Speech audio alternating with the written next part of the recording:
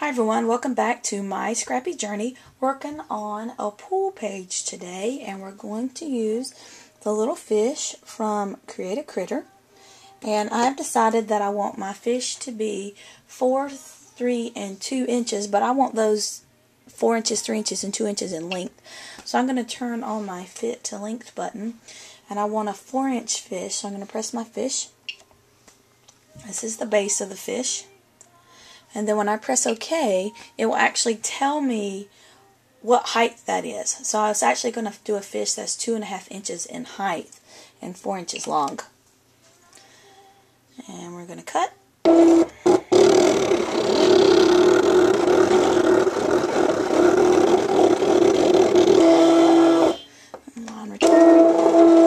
Now I want a 3-inch length fish. Again, press the fish. It'll tell me, I can press OK and it'll tell me that that's a 2-inch high fish, or when I press cut, it's going to calculate it again for me. And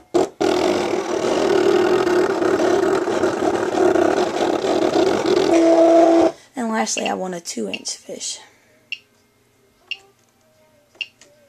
which is 1 1/4.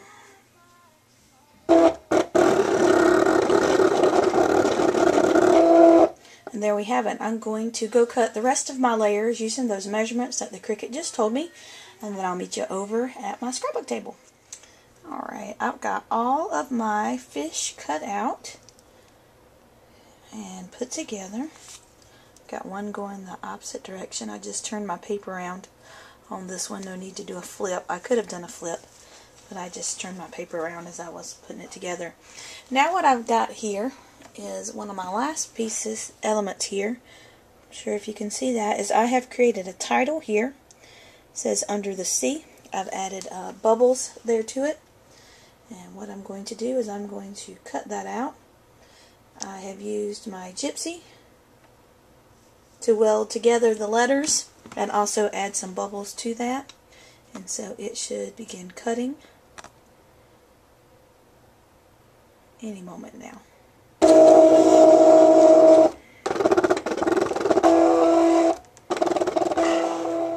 Alright, I've got everything cut out with the Cricut. As you can see, I've got my 3 fish from Create a Critter.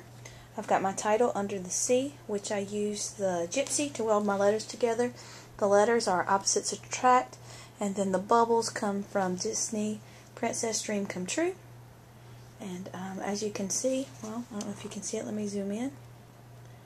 I had my design set up for a 12 by 12 mat, and I used 8.5 by 11 paper here, and I cut off the end of this bubble. So perfect place for an embellishment. If you hadn't been watching this video, you probably never would know it was there, because I'm going to end up covering it up. Let's go over to the scrapbook page. Here's a quick glimpse at the page, but I've got some really blank spots down here at the bottom that I feel like that just needs a little bit of something extra. So let's go over to the Cricut, and I'm going to cut out another element for there. Alright, still using the Create a Critter cartridge here. I don't know how well you can see this, but on the fishbowl element, there's this little piece of green leaf here. And so I actually want to cut that out. Here it is right here. So I'm going to do, that's a layer 3. I'm going to need to press shift first. Zoom back out. Now you can see the little leaf thing come up here. Now I normally always use my paper saver button, but it's actually would cut out my little leaf to fit into whatever size fishbowl I'm cutting out. So I'm actually this time going to switch to real dial size, and so I've got this at 2.5. So it's actually going to cut out a leaf, algae, whatever it's called, at 2.5. Alright, I pretty much have everything on my page set up. Nothing is glued down yet. I do already have my photos matted.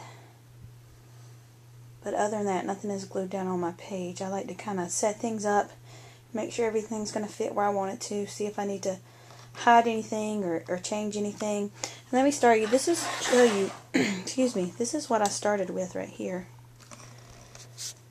I like to sketch. So I actually sketched this page out. Now you'll see that I had to vary from my sketch some because I had in here 2 photos that went vertical. But then once I got my pictures developed, I realized that all my pictures were horizontal, so I had to change that some. But I had sketched everything out, including my title, what colors I wanted to use, even what cartridges I was thinking about using on here. So even though I varied from my sketch, it made me go much quicker when it was time to plan my page out. I'm going to put all this together and then we'll come back and you can see the finished page. Alright, here is the finished pages. Not too off from where I had it before I glued everything down. I moved a couple things around a little bit. Let me zoom in and let you see the pages. Yes, that paper up at the top is holographic. And yes, these pictures were taken underwater. Went to the beach a few weekends ago, and we remembered that my daughter's camera that she got for her birthday is an underwater camera. So all of these pictures were taken underwater. That would be an interesting camera. And yes, my daughter has 2 different color eyes, in case you're wondering. So there it is, my Under the Sea page. Left me one spot down here for journaling. I always journal on my pages.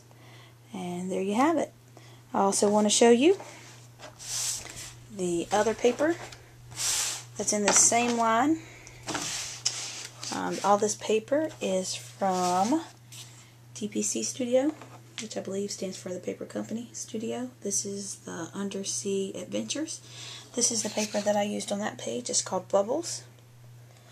This is called Water Surface. Excuse me. This is called Sea Stripe, Wavy Stripe, Sand Dollar, and Icon Stripe. So really cute pages. I got this at my local archivers. So I hope you enjoyed today's page. Until next time, enjoy the journey.